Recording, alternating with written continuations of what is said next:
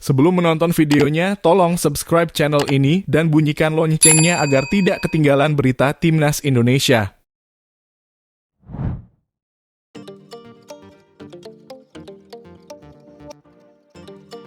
Kronologi seruan boykot Erspo dan polemik kualitas jersey Timnas. Media sosial X alias Twitter diramaikan oleh seruan boykot Erspo atau Erigo Sport yang memproduksi seragam atau jersey Timnas Indonesia. Seruan ini adalah buntut sikap desainer Erspro di tengah kritik terhadap kualitas jersey Timnas yang awalnya disuarakan pelatih Shin Tae-yong. Tagar hashtag boykot Erspo menjadi salah satu trending topik atau topik terpopuler Indonesia di X pada Sabtu Maret kemarin. Netizen mencela sikap desainer jersey Timnas Ernanda Putra yang menanggapi kritik olahraga Justinus Laksana terkait kualitas produk buatannya dengan mencibik secara pribadi. Ustin ikut mengkritik kualitas jersey Timnas yang awalnya disuarakan pelatih Timnas Shin Tae-yong. Ernanda yang mendapatkan banyak kritikan di media sosial akhirnya minta maaf karena telah menciptakan kegaduhan. Terima kasih atas kritik juga sarannya, semoga kedepannya saya dan Makna bisa berkontribusi lebih baik lagi, ujarnya. Founder Makna Group ini juga membuat pernyataan resmi melalui akun Instagram @makna. Ernanda menegaskan bahwa dirinya dan Makna menerima semua masukan dan kritik yang disampaikan terkait produk buatannya itu sebagai kesempatan untuk berbenah di masa depan. Ia juga menekankan tidak menyesal telah merilis desain jenama Timnas yang telah disepakati oleh Erspo, PSSI, dan pihak lainnya. Ernanda yakin dengan kemampuannya dan tim, tetapi sadar tidak dapat memuaskan semua pihak dengan desainnya. Mungkin bukan sekarang, tapi saya yakin suatu saat desain kami bisa diterima. Kalaupun tidak, ya tidak jadi masalah, kata dia. Jersey Timnas Indonesia terbaru buatan Erspo dirilis pada Senin 18 Maret 2024. Namun demikian, desain jersey tersebut banyak mendapatkan kritik dari warganet. Ratusan komentar memenuhi unggahan akun Erspo Official yang didominasi oleh komentar negatif. Perdebatan jersey Timnas kian panas setelah muncul keluhan dari pelatih Timnas Shin Tae-yong yang menganggap seragam baru tersebut tidak terlalu menyerap keringat saat digunakan dalam latihan. Namun menanggapi beragam respons warganet terhadap jenama baru Timnas tersebut, Shin Tae-yong telah menekankan bahwa ia hanya memberikan saran terkait jenama baru Timnas tersebut. Saya hanya mau memberi saran, bukan mempermasalahkan.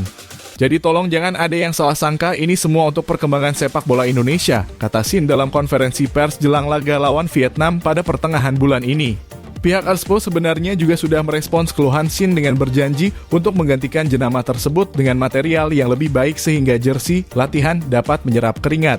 Erspo atau Erigo Sport sebenarnya baru diluncurkan pada Januari 2024 yang merupakan sub-brand dari Erigo yang merupakan merek pakaian lokal. Sebelum meluncurkan Erspo, Erigo sebelumnya tak memiliki produk pakaian olahraga. PSSI pada Januari 2024 mengumumkan telah mencapai kesepakatan 2 tahun dengan Erigo sebagai apparel Timnas Indonesia. Kesepakatan termasuk menyiapkan jersey skuad Garuda. Ketua Umum PSSI Erick Thohir dalam konferensi pers tersebut menyampaikan rasa terima kasih kepada para pendahulu Erspo, yakni Nike dan Mills. Ia menegaskan ingin brand lokal yang menjadi apparel Timnas Indonesia.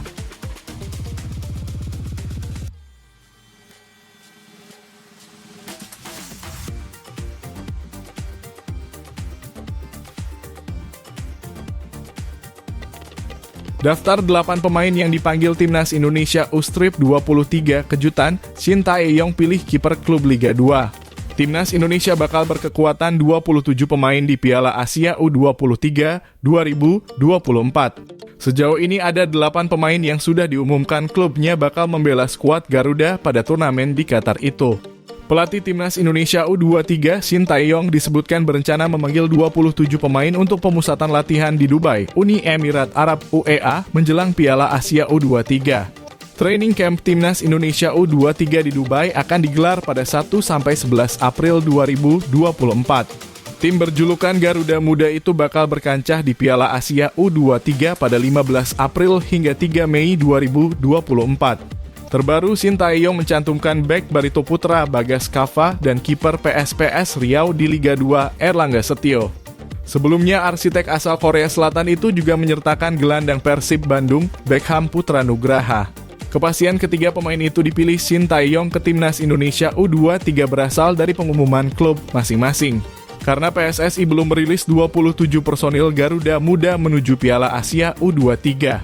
Sementara itu Persib sejak 24 Maret 2024 sudah menyebarluaskan bahwa Beckham Putra akan bergabung dengan Timnas Indonesia U23 untuk Piala Asia U23 2024. Beckham Putra dipastikan absen hingga akhir reguler series BRI Liga 1 2023-2024, ujar Persib. Lantas siapa 5 pemain lainnya? Pelatih Persija Jakarta Thomas Doll mengungkapkan 5 pemainnya dipanggil Timnas Indonesia U23 untuk Piala Asia U23 2024. Namun Thomas Doll tidak merinci nama kelimanya. Namun kelimanya diyakini adalah Rizky Ridho, Muhammad Ferrari, Rio Fahmi, Doni Tri Pamungkas, dan Raihan Hanan.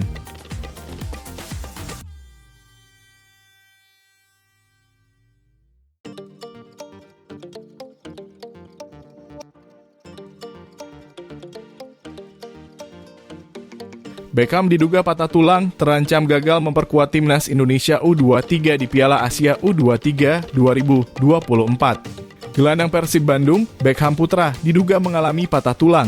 Alhasil, ia terancam gagal memperkuat Timnas Indonesia U23 di Piala Asia U23 2024. Timnas Indonesia U23 bakal mengarungi Piala Asia U23 pada 15 April sampai 3 Mei 2024. Skuad Garuda Muda akan lebih dulu pemusatan latihan di Dubai, Uni Emirat Arab, UEA, pada 1 hingga 11 April 2024. Beckham menjadi satu dari 27 pemain yang dipanggil Timnas Indonesia U23. Namun pemain berumur 22 tahun itu kemungkinan harus mengurungkan niatnya bermain di Piala Asia U23. Beckham menderita cedera sewaktu membela Persib melawan Bayangkara FC pada Kamis 28 Maret kemarin. Ia sudah menjalani X-ray. Persib menuliskan tulang kaki Beckham kemungkinan retak. Padahal Beckham baru bermain di babak kedua untuk menggantikan Adzikri Fadlillah pada menit ke-62 sebelum ditarik keluar pada menit ke-78 untuk digantikan Victor Igbonevo.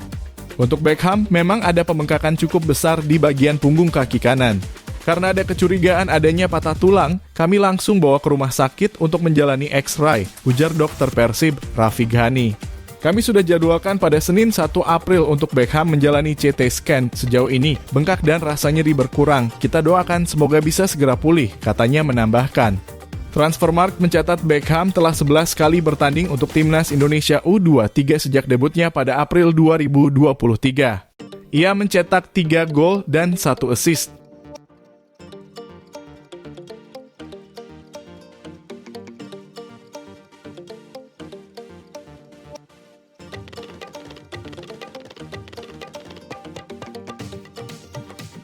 Timnas Indonesia diprediksi tak akan lolos ke Piala Dunia 2026.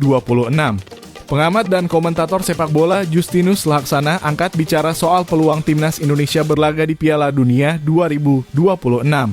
Menurut pria yang karib disapa Coach Justin tersebut, langkah skuad Garuda tampil di ajang sepak bola paling akbar di muka bumi ini masih kejauhan.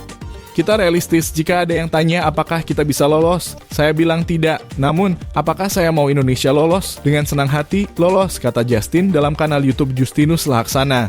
Menurut Justin, ada sejumlah alasan di balik prediksinya tersebut.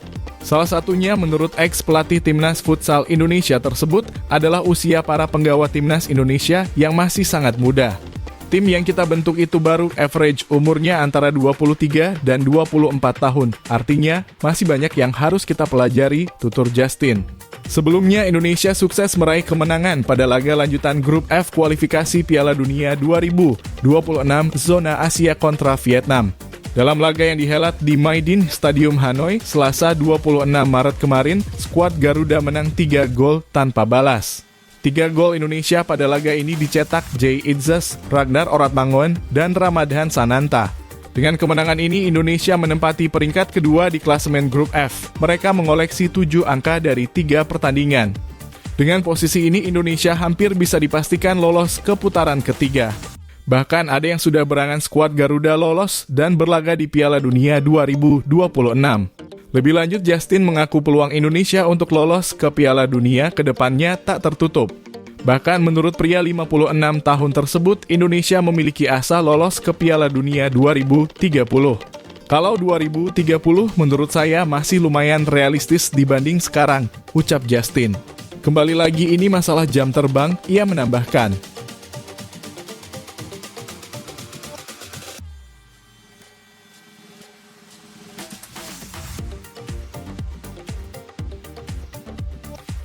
Kepercayaan diri pelatih Filipina menang lawan timnas Indonesia di kandangnya. Timnas Filipina sangat menatap laga matchday kelima Grup F kualifikasi Piala Dunia 2026 lawan timnas Indonesia dengan kepercayaan diri tinggi. Pelatih Tom Saintfiet bahkan yakin bisa meraih 3 poin. Filipina sejauh ini menjadi tim terlemah di Grup F. The Azkals berada di dasar klasemen Grup F dengan 1 poin dari 4 laga. Filipina sama sekali belum menang. Timnas Filipina itu tertinggal 11 poin dari timnas Irak di posisi pertama, 6 poin dari timnas Indonesia di peringkat kedua, dan 2 angka dari timnas Vietnam di urutan ketiga. Filipina baru saja menelan 2 kekalahan di kualifikasi Piala Dunia 2026. The Azkals disikat Irak 2 kali lewat skor 0-1 pada 21 Maret 2024 dan 0-5 pada 5 hari berselang. Secara matematis, Filipina belum tersingkir dari persaingan Grup F untuk lolos ke putaran ketiga kualifikasi Piala Dunia 2026 dan Piala Asia 2027. Namun peluangnya kecil dengan 2 laga tersisa. Di atas kertas akan susah untuk Filipina mengalahkan tuan rumah Vietnam pada 6 Juni 2024 dan timnas Indonesia pada 11 Juni 2024. Mengingat secara kelas, kedua lawan tersebut berada di atas The Azkals. Kami bisa mendapatkan 7 poin dan jika kami mendapatkan 7 poin, itu berarti bahwa kami mengalahkan timnas Indonesia di kandang mereka, ujar Tom Saintfiet dinukil dari media Filipina, One Sports. Dari pengetahuan saya, rekor pertemuan dihitung lebih dulu daripada selisih gol untuk klasemen putaran kedua kualifikasi Piala Dunia 2026 zona Asia, jelasnya. Namun hitung-hitungan Tom Saintfiet bisa buyar jika timnas Indonesia mendapatkan poin, baik itu 1 atau 3 angka ketika menjamu Irak pada 6 Juni 2024. Jadi jika kami mengalahkan timnas Indonesia dan mereka bermain imbang di sini, itu berarti bahwa kami akan berada di atas timnas Indonesia, kata Tom Saintfiet. Dalam pertemuan pertama dengan timnas Indonesia pada 21 November 2023, Filipina berhasil mengimbangi 1-1. Jika kalkulasi Tom Saintfiet menjadi kenyataan, The Azkals bisa menyalip armada Shin Tae-yong itu.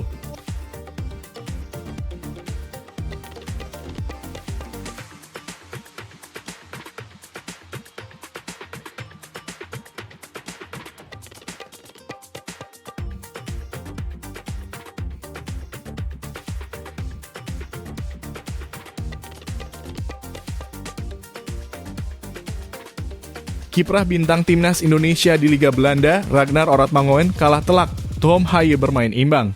Dua pemain timnas Indonesia, Ragnar Oratmangoen dan Tom Haye berlaga membela klubnya masing-masing dalam lanjutan Eredivisie alias Liga Belanda pada Minggu 31 Maret dini hari kemarin.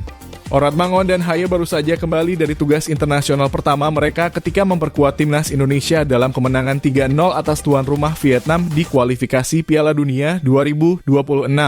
Selasa 21 Maret lalu. Kini Oratmangoen langsung masuk starter di klubnya, Fortuna Sittard dalam lawatan ke markas Sparta Rotterdam. Ia bermain selama 66 menit sebelum digantikan mantan pemain AC Milan, Alen Halilovic. Sayang, tim Oratmangoen harus pulang dengan tangan hampa usai dipermak Sparta 0-4. 2 dari 4 gol Sparta diborong Tobias Lauritsen, sedangkan 2 gol lainnya masing-masing dicetak Arno Verschuren dan Camille Negli. Bintang timnas Indonesia lainnya, Tom Haye juga bermain sebagai starter kala Heerenveen melakoni laga tandang versus RKC Waalwijk. Haye tercatat bermain selama 90 menit penuh. Heerenveen sempat unggul lebih dulu berkat gol Pelle van Amersfoort di menit ke-52 sebelum disamakan Kevin Velida pada menit ke-69. Skor 1-1 menjadi hasil akhir laga ini. Sementara itu pemain timnas Indonesia lainnya, Nathan Chu Aon berada di bangku cadangan Heerenveen. Namun, ia sama sekali tak mendapat kesempatan bermain. Kabar terbaru menyebut bahwa Heerenveen bakal memberi izin kepada Nathan Chu Aon untuk membela timnas Indonesia U23 di pentas Piala Asia U23 2024 yang digelar pada April ini. Sementara itu, Oratmangoen dan Haye bakal kembali memperkuat timnas Indonesia pada 2 laga terakhir putaran kedua kualifikasi Piala Dunia 2026 zona Asia melawan Irak dan Filipina pada Juni 2024 mendatang. Selain ketiga pemain tersebut, 2 pemain timnas Indonesia lainnya yang merumput di Liga Belanda adalah Ivar Jenner bersama Jong Utrecht dan Rafael Struijk di ADO Den Haag.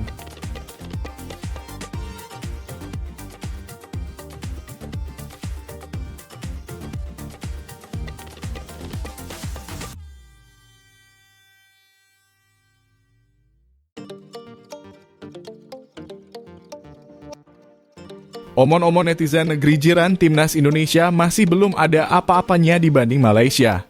Netizen Malaysia menyebut timnas mereka masih lebih hebat dari timnas Indonesia, terlepas dari hasil terbaru di kualifikasi Piala Dunia 2026 pada Maret 2024. Gaung sukses timnas Indonesia tak pelak membuat netizen Malaysia mengeluarkan beragam komentar, baik yang positif maupun negatif.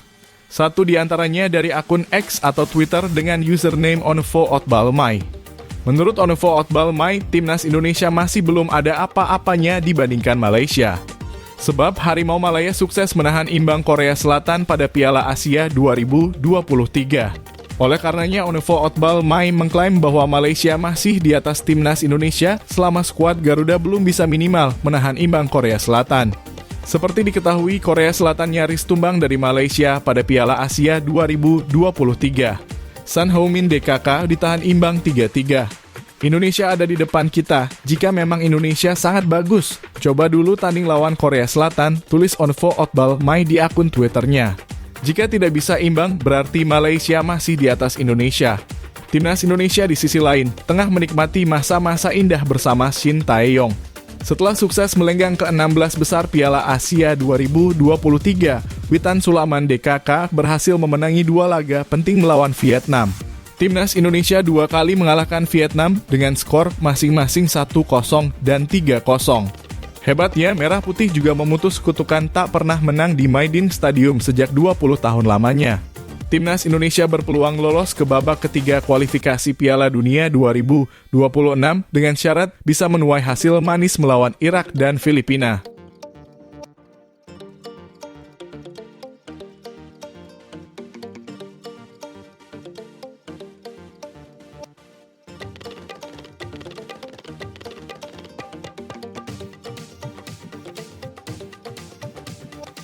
Wanti-wanti untuk PSSI, jangan pecat Shin Tae-yong atau prestasi timnas Indonesia bakal merosot seperti Vietnam. Masa depan Shin Tae-yong di kursi pelatih timnas Indonesia hingga kini masih menjadi tanda tanya. Ex-pemain timnas, Hanafing pun meminta PSSI untuk memperpanjang kontrak pelatih asal Korea Selatan tersebut. Kontrak Shin Tae-yong sebagai pelatih timnas Indonesia akan berakhir pada penghujung Juni 2024 mendatang. Artinya, sisa pengabdian Shin Tae-yong untuk timnas Indonesia tinggal 3 bulan saja. PSSI sudah menetapkan syarat perpanjangan kontrak Shin Tae-yong. Ia wajib membawa timnas Indonesia U23 melaju sampai 8 besar di Piala Asia U23 2024 pada April besok. Hal ini tentu membuat banyak pendukung timnas Indonesia resah. Hanafing pun kini mengingatkan PSSI akan peran penting Shin Tae-yong yang memberikan dampak positif sejak direkrut pada akhir Desember 2019. Shin Tae-yong tercatat membawa timnas Indonesia melaju ke putaran final sampai menembus 16 besar Piala Asia 2023. Lalu timnas Indonesia U23 juga untuk kali pertama masuk Piala Asia U23 pada 2024. Shin Tae-yong ini sudah menunjukkan kinerjanya dengan membawa timnas Indonesia semakin meningkat. Konsep bermain yang diterapkannya cukup bagus, jadi memang diperlukan oleh timnas kita, kata Hanafing. Hanafing bukan tanpa sebab memberi argumen itu. Dia tercatat pernah membela timnas Indonesia dan mempersembahkan medali emas SEA Games 1991. Sejak saat itu hingga sekarang, hanya Shin Tae-yong memberi perkembangan positif untuk tim Merah Putih. Makanya akan jadi tanda tanya kalau sampai dia pergi. Nanti kita bisa seperti Vietnam, setelah ditinggal Park Hang-seo, performa tim langsung menurun drastis, ujar Hanafing. Saya harap Shin Tae-yong tetap di timnas Indonesia untuk jangka waktu lama, sambungnya. Ungkapan Hanafing itu merujuk pada kontribusi Park Hang-seo untuk timnas Vietnam. Park bersama Vietnam U23 berhasil meraih medali emas SEA Games 2019 dan 2021 lalu. Lalu arsitek asal Korea Selatan itu juga memberikan titel juara Piala AFF 2018. Baru pada Maret 2023 lalu, Philippe Troussier mengambil alih timnas Vietnam dan memperlihatkan gaya main Vietnam tidak segarang sebelumnya. Tim yang dijuluki Golden State Warriors itu bahkan sudah 3 kali beruntun menelan kekalahan saat berjumpa timnas Indonesia. Terakhir, Vietnam dipermalukan 0-3 oleh timnas Indonesia di Stadion Maidin, Hanoi 26 Maret 2024. Vietnam juga mengalami penurunan ranking FIFA dari posisi 94 menjadi ke-105 saat ini, hingga akhirnya membuat Troussier dipecat. Mantan rekan setim Hanafing Ferril Raymond Hatu juga memberikan pendapat yang sama soal perkembangan kontrak Shin Tae-yong. Kita semua sudah melihat ada pola permainan yang semakin baik di bawah arahan Shin Tae-yong. Dia juga yang memilih pemain-pemain keturunan yang akhirnya jadi WNI, ucap Ferril, yang merupakan kapten timnas Indonesia saat meraih medali emas SEA Games 1991. Pemain naturalisasi itu sudah paham dengan konsep mainnya. Kalau nanti Shin Tae-yong pergi, tentu ada risiko yang terjadi. Saya pikir Shin Tae-yong wajib tetap di timnas kita sampai beberapa tahun ke depan, tuturnya. Sampai sekarang, keputusan PSSI tidak berubah. Menpora juga sepakat bahwa keputusan perpanjangan kontrak Shin Tae-yong akan dilakukan setelah Piala Asia U23 2024.